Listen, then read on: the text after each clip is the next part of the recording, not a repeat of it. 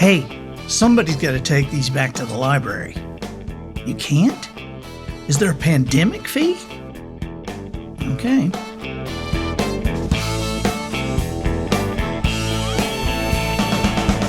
Good morning, afternoon, or evening. You are listening to the Professional Noticer. That's a lovely accent you have. New Jersey? Here, you and I will use common sense and all the wisdom we can muster to move beyond what is true and go all the way to the truth. They don't do things that way anymore. This is the age of science know-how, electron marvels. With listeners in more than 100 countries, I am the Professional Noticer. You know, only somebody with perfect comedic timing could produce this much energy in one shot. Hello, everyone. I'm Andy Andrews. Hey, thank you for making me a part of your week. As the Professional Noticer, it's my job to professionally notice something for you, and nothing's off limits. So, what are your questions? You want to talk business, spiritual issues, popular culture? We can even tackle the odd conundrum, like why do dogs hate it when you blow in their face, but they can't wait to stick their head out the car window? Look, my purpose here today and with every show we do is to play the part of a best friend or coach. I want to help you live the life you would live if all your toughest questions were answered. Our sponsor this week is, get this, it's the Andy Andrews Blue Plate Special. Lunchtime learning and laughter. This is Facebook Live, and we're going to be doing it a couple or 3 or 4 or 9 times a week. We don't really know, but it's going to be around lunchtime, around 12:15. So go on your Facebook and put your notification on to just let you know when we're live, because around lunchtime, it's going to be the Andy Andrews Blue Plate Special, and we're going to have some learning, mostly laughter, and we're going to talk, and we'll do it for 30 or 40 minutes. We're going to have a lot of fun several times a week. The Andy Andrews Blue Plate Special. Okay, here, observations and answers are what we do. And this week, how about some observations? We're still right in the middle of this coronavirus, COVID-19 pandemic, disaster, epidemic, horror movie, thriller, unbelievable, whatever. I mean, I've heard so many different descriptions of this. I don't even know what to call it anymore. But I'll tell you what, I do have some observations. I've seen some amazing things. I've seen churches really scrambling about what to do. You know, do we meet? Do we not meet? Do we allow the government to tell us not to meet? Do we? You know, I really think we have to remember that, I don't know if it's the 11th or 12th commandment, but thou shalt not be stupid.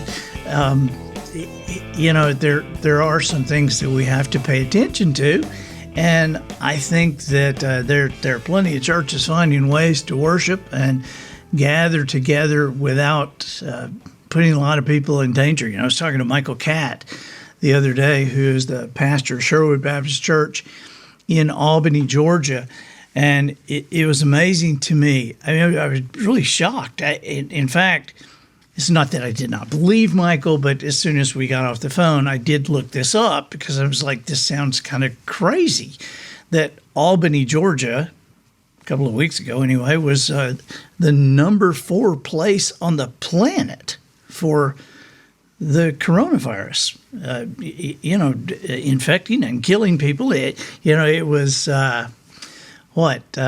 China, Northern Italy, New York City, and Albany, Georgia. And they had tracked it to several funerals that had happened that people insisted on going ahead and having them and getting together and hugging and kissing and slobbering on each other. And then people started having more funerals that other people couldn't attend. But you guys, we've got to pay attention to this, and while we need to have perspective about it, let's not be stupid, okay? I was actually, here's another observation, and I want you to tell me, who's being stupid here? I'm not sure. Am I the stupid one for thinking this is crazy? There's several suspects here. But I was yesterday in the hospital. I'm having problems with my neck. I'm having, just issues with this pain, and so, you can't even go into the hospital to see a doctor or to have your appointment without a specific appointment that has already been confirmed and checked out, and so anyway, Polly drives me to the hospital, and it's Baptist Hospital over in Pensacola, Florida. This is a major, big hospital. And of course, we get to the hospital, and I already have my appointment. I have everything set, my paperwork. I'm wearing my mask when I get out of the car, and of course, I'm met outside the hospital with these people, and they look kind of like hazmat suits. I guess they're probably not full-bore hazmat suits, but they've got face shields on. They've got all, gloves and suits and boots, and they're doing your temperature, and they're able to do it now without even touching your skin with this thing, and they're asking questions, and they're sanitizing you and giving you gloves and all these, and then you go inside the hospital and you're met with another flanks of people that are making sure that you're supposed to be there. Then you go down here and only one person on the elevator at a time. And I go up, and even upstairs, you get upstairs and you have to go through another thing to get into the actual office. And they're only letting one person at a time into this office. And you meet with the doctor, and it's just like it takes forever, but, you're lucky to even be there. He's not meeting many people, and the security is just unbelievable, and everybody taking every precaution they possibly can. So then I go down the elevator of Tower 3, and I walk toward Tower 2. Now, I've walked by this place on the way, and I just kind of didn't even look. But I glanced to my right. Now, I'm still inside the hospital, okay? I'm inside the hospital, and I look over, and there's a Subway. Now, I got to tell you, people are saying, oh, just order takeout. Don't go in the hospital. Don't go in the restaurants, but you can order takeout. Well, I just got to say, I'm not going to. I don't know what they're doing in there. I don't know how they're handling this food, and so I'm just not doing it. But I'm, some people are, and so that's fine, I guess. But I look over, and there's the Subway, and it's open, and there are people lined up, placing orders, getting food. This is inside the hospital now. And everybody that I see in line is wearing masks and gloves and all this. But the two people behind the counter at Subway, one lady that's taking the money, working the register and back and forth sandwiches, the other one who's only making sandwiches, neither of them are wearing masks. And I'm like, really? And I just stopped and looked for a minute, and I thought, I got to take a picture of this. Nobody's going to believe this. And so as I'm walking out of the hospital, I stopped by the hazmat people, and there's not many people going in or out, right? And so they were not busy at the moment. And I said, hey, you guys want to see a cool picture? And they said, sure. They didn't know what I was going to show them. And I held that up, and I said, that's right over here. They said, right? And they're looking at it, and I said, you notice the ladies behind the counter? And they look, and their jaws I could tell their jaws dropped because their masks kind of cocked, and they said, do they not have on masks? I said, no, they don't. I said, but people are in line buying food, and they're not buying masks. And And one of the ladies said, well, every person at Baptist Hospital is required to wear this full gear. I said, no, wait a minute. I said, you're telling me that every employee of Baptist Hospital is supposed to be wearing this stuff? And she said, yes. And I said, well, there you go. They're not employees of Baptist Hospital. They're employees of Subway. You know, it's unbelievable. So I don't know. You know, I think how long this lasts is kind of up to us, but it's up to all of us. It's not up to some of us. Unfortunately, the all of us that it's up to, I think that there are some of us that would like it to be over with faster. And there are some of us who think it's like a hoax. Really, so people dying are a hoax. These people are like lying about being dead. I don't get it.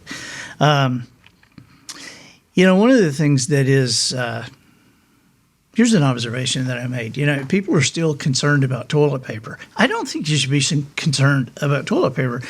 I think that you should remember that Gilligan, the skipper, the Howells, Ginger, the professor, Mary Ann, they spent 4 years on Gilligan's Island with no more toilet paper than they had on the Minnow when it crashed. And they seemed to be fine. I mean, they seemed well dressed after 4 years. They seemed to be eating well. And they did it all without toilet paper, apparently. And so I'm sure we'll be fine. I always wondered about that show. You know, it's like, here's a professor, here's a guy who can build a radio out of a coconut, and you can't build a boat. I don't get it. Anyway, you know, one of the cool things that I'm seeing during this time is I'm seeing leadership, amazing leadership from you know, I can't say they're unlikely sources because I deal with these people, I work with these people, and I follow them, and I read what they say, and I listen to them, and I hear what they say to their employees and to their teams, and so I'm just telling you, I'm seeing some amazing leadership during this time. Now, I'm seeing some selfish leadership too. I'm seeing that's kind of that would be an oxymoron, selfish leadership, wouldn't it? I guess. I think I'm seeing leaders who are selfish. Most of them are political leaders. I think I'm seeing a lot of this crap that it's like, dude, could you be any more obvious about just trying to get elected again? It drives me nuts. And that's not a partisan comment at all. But I think that when somebody says, "Hey, we're gonna be through with this at this time, and this is when it's going to be over, and we're going to open up the businesses, and we're opening up the economy." How do you know? How do you know? I don't know that that's a smart thing to tell people. I mean, and I'm again, that's not no side or anything, because it is both sides doing it. Everybody trying to open the economy first. Everybody trying to open the same. Hey, look, and you're talking to a guy here. Every one of my dates was canceled. You know, Amazon's not shipping books, and so nobody wants the economy back faster than I do. But you know, there's a couple of things we got to remember about this. There are times to make definitive decisions, and then there are times that it's absolutely foolish, that it's psychologically damaging. You know, I talked to one of my people who like control some of what I do.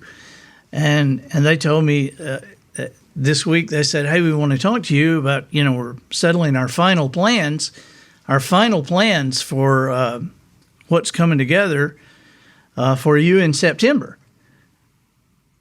And I'm like, really? We're like right now, this week, you're deciding the final plans on what's going to be done in September?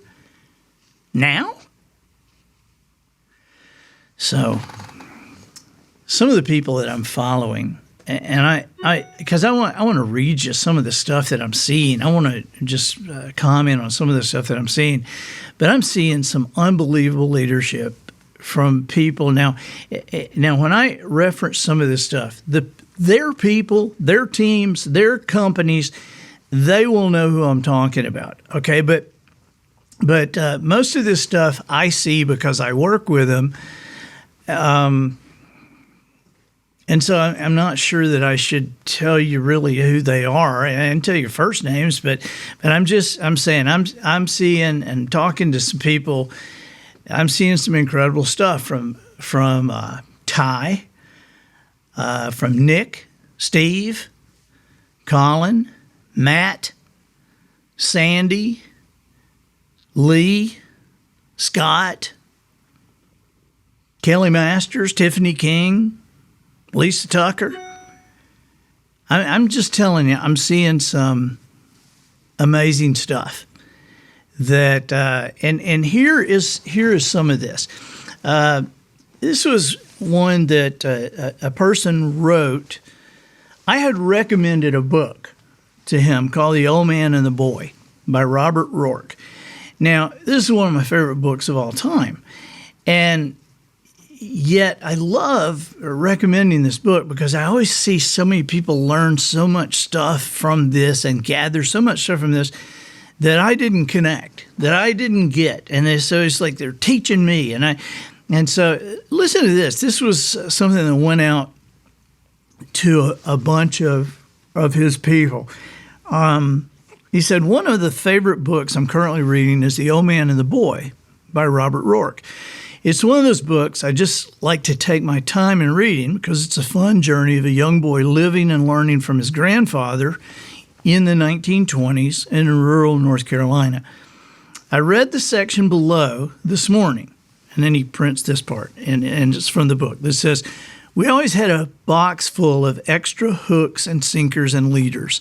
The old man was very particular about the extras. He always said that a fisherman who lost his hook might as well not be there at all unless he had another hook, and that a hunter who didn't carry some sort of spare gun was wasting his time in the woods.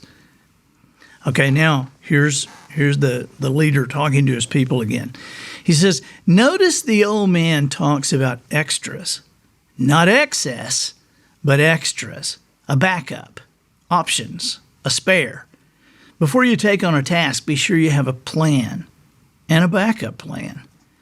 We've sure talked a lot lately about how we thought things were going to go this year. We had a plan.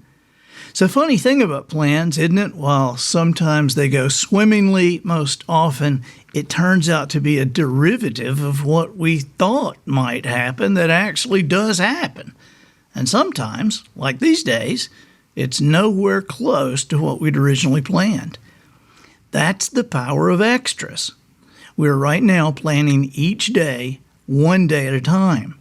Once we have that path determined, we ask ourselves, what's plan B? You can never have enough extras. The old man offered the boy and us some pretty sound wisdom. In other reading this morning, I read from 2 Timothy 3:14. You must remain faithful to the things you have been taught. You know they are true, for you know you can trust those who taught you. The boy in this book trusted the teaching of the old man and soaked up lesson after lesson.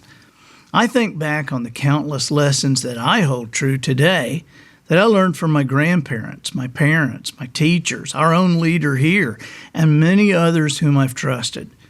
Things that when I reflect on my own behaviors and thought patterns, I can directly attribute to someone else who taught me or showed me.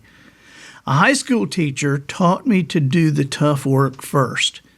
I wasn't an easy student to get through to, but he cared enough about me to quarantine me every day after school for the better part of a year and force me to turn in my homework first before I hit the field or gym for practice. I hated that for a while, but it taught me to find time in the day to quickly take care of my responsibilities right away, which freed me up to do the things I wanted to do later. Boy, there's some great lessons in there. Now, here's a totally different leader and a different day, but this is in the past week. And all these things that these people are teaching and thinking about and reading and connecting with have so much to do with what we want to know today and how we want to learn how to lead. And see, one of the things that I love about, especially about this last, well, let me get through this next one. I want to tell you, because both these connect with me in a great way. So in this letter to his people, this guy was talking about actually a mutual friend of ours who is a war hero. He was a ranger, an Army Ranger, and he was talking about the run that this guy had to do during Ranger School, and he had to do it in full gear. The helmet alone weighed 8 pounds, right? And this was a run that the Rangers never knew when it would end. They didn't know. They didn't tell them how long it would take or when it was over, when it was going to be over. Was it 5 miles or was it 7 miles? Nobody really knew. However, he writes, the ones who quit were the ones who had this specific goal in mind of when it would end. Guess what? That was the point. As Viktor Frankl shared in his book, Man's Search for Meaning, the ones in the concentration camps who died had a goal in mind of when they would leave that concentration camp. And the ones who lived just kept going and going and going. Now, the Ranger, the Army Ranger, our friend, his run lasted 19.5 miles. And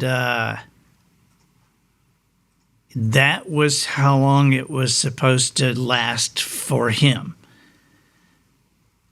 Because he couldn't put another foot ahead of himself.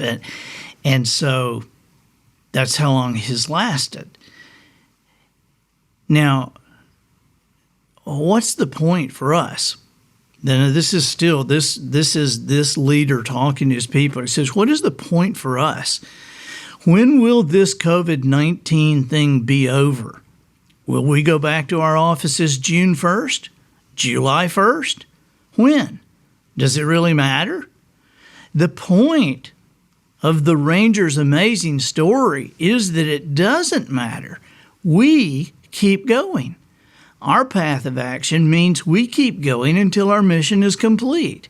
We help, we serve, we encourage, we calm each other's fears, we laugh, we have fun, we remain humble, we remain grateful. We know stuff came to pass, not to stay. And guess what? We do it again and again and again and again. All right, one more story. Here was,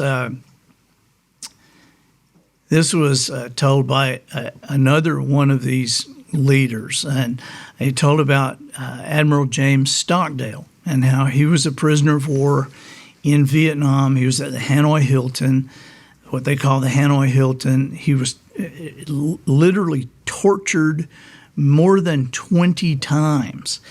And when he was out, he was interviewed and actually wrote a book with his wife. I can't remember the name of the book, but the book would go back and forth. There was one chapter, his wife writing about what she was going through while he was there, and the next chapter, him writing what he was going through at that same time. But when he got home, one of the things he shared was he had decided that while he was in captivity, he decided he was going to turn this ordeal into the defining event of his life, that in retrospect, he would never trade. Now, can you imagine that? I mean, he decided while he's there. I see looking back afterwards, I mean, I've said many times that, living under the pier, I would have never chosen that, but I would not trade it for anything.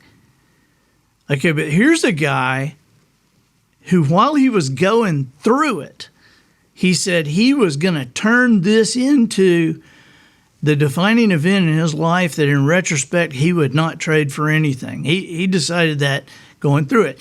Now, here's what was really curious. He was asked who struggled the most with the mental burden of imprisonment. And Stockdale said, oh, well, that's easy. I can tell you who didn't make it out. It was the optimist. And everybody kind of did a double take. Wait, the who? It was the optimist.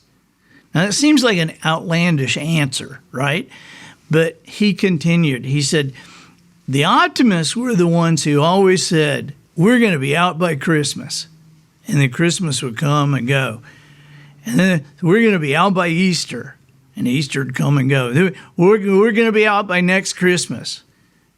And it would come and go. And they died of broken hearts, broken spirits. So, the book Good to Great. Well, Jim Collins, who wrote the book, he had a research team. And they were looking at these companies, right? That all these companies that they studied had survived this existential crisis, this horrible defining time. And Jim Collins found that the leadership team in each of these cases responded with this psychological duality, right? On one hand, they accepted the brutal facts of reality. This is real. This is happening. But on the other hand, they maintained an unwavering faith in the end game and a commitment to prevail as a great team, as a great company, despite the challenge. Now, notice that what they did not do is they didn't put a date on it. They went through this, whatever this horrible crisis was, and they accepted the brutal facts of reality. On the other hand, they maintained an unwavering faith in the end game and a commitment to prevail without a date on it. So Jim Collins, he labeled this duality, he called it the Stockdale Paradox. And when you think about it, it's never been more relevant than it is today. There are companies that are going to struggle for reasons beyond anybody's control. But I think that when we look back on a lot of business failures and missteps, we're going to see a lot of leadership failures that are related to this, what we would call the Stockdale Paradox or the Ranger Run, or Viktor Frankl's time, or somebody that's failed to, make a daily plan. Just get through this day, and then we get to the next day, we'll make another plan. There's going to be a lot of cases where leaders are going to allow the narrative to go to other people. And see, when leaders allow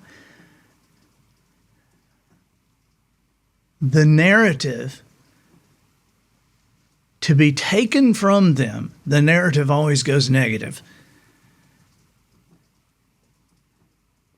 It's just like dealing with your children. In the absence of a narrative about who they are, they'll come up with their own. You know, if you don't raise them to understand who they are, what kind of people they are, they'll come up with their own ideas about who they are and who they like and what they want to do. And so, when we're leading people, we're the ones who need to lay that narrative out there. And I think you're going to see a lot of political careers that are just absolutely devastated because people are going to lose faith in somebody who says, okay, here's the date, it's over here, and it's not over here. And they say, okay, but it'll be over here. Now we're just going to say it's going to be over here, and then it's not going to be over then. I mean, how do you put a date on this? I don't know how you put a date on this. But I do know we will survive this. I do know we will come out a better people. We'll come out wiser, stronger. Just can't tell you when. I'm Andy Andrews, the professional noticer, harnessing common sense and wisdom to plow through challenges all the way to an answer for you. Hey, where do you seek wisdom? Allow me to suggest wisdomharbor.com. That's wisdom, Harbor. Go there now. We have opened up several of the docs that are available to you. You can also sign up for 30 days free and cancel at any time. But, several of the docs you can go right into. Walk right in, stroll along the docs, check out the Bet You Didn't Know, check out the audiobook docs. And don't forget the Andy Andrews Blue Plate Special. Lunchtime Learning Laughter. Facebook Live, sometime afternoons, a couple or 3, 4, or 9 or 20 times a week. We don't really know how many days. But if you go on Facebook and set your notifications for when I go live, it'll let you know. You come join us. We're going to have a great time. Okay? Ladies and gentlemen, if you appreciate this podcast, I'd sure appreciate you going to iTunes, giving us a nice review. You can only do that once. You know that, right? And so if you have already done it, thank you. If you haven't, make today your day. And I think that'll do it for this week. Get us out of here, Matthew. So, ladies and gentlemen, and to the boys and girls who aspire to become ladies and gentlemen, we have reached the end of another episode of The Professional Noticer. In a world where common sense has become a superpower, I'm harnessing the tiny bit of mental energy I have for you, seeking wisdom, making observations, and endeavoring to answer tough questions in a way that will empower your family and your business. I'm Andy Andrews. Until next week, smile while you talk. Don't breathe around anyone else, but do make sure you have a positive answer to the question, how's it going? Still fine, going great. And so until next week, goodbye.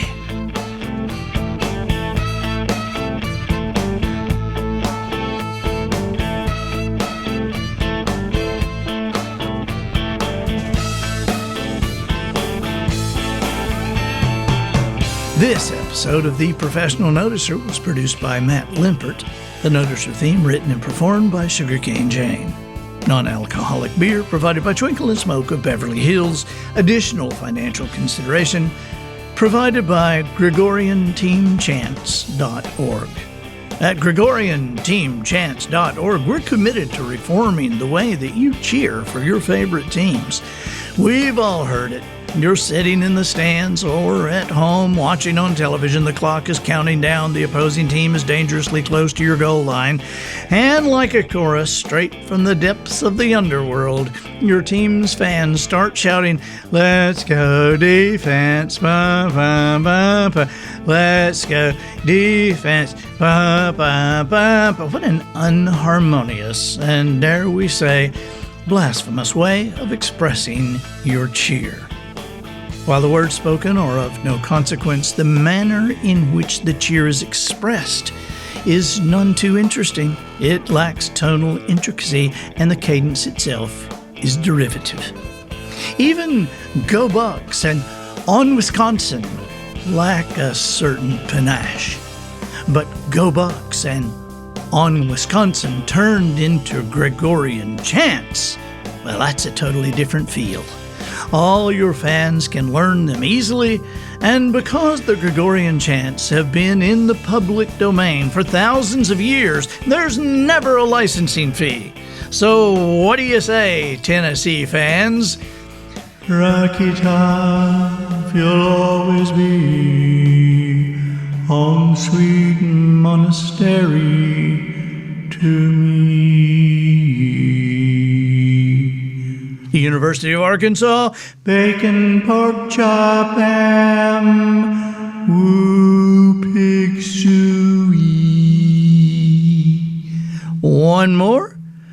Perhaps our greatest success so far, dating back to the days of the Colosseum, when monk Gregor Bear Bryant was known to chant late into the evenings, "Roll Tide, roll, rammer, jammer, yellow hammer, we just beat the hell out of you." That's Gregorian Team Chants.com.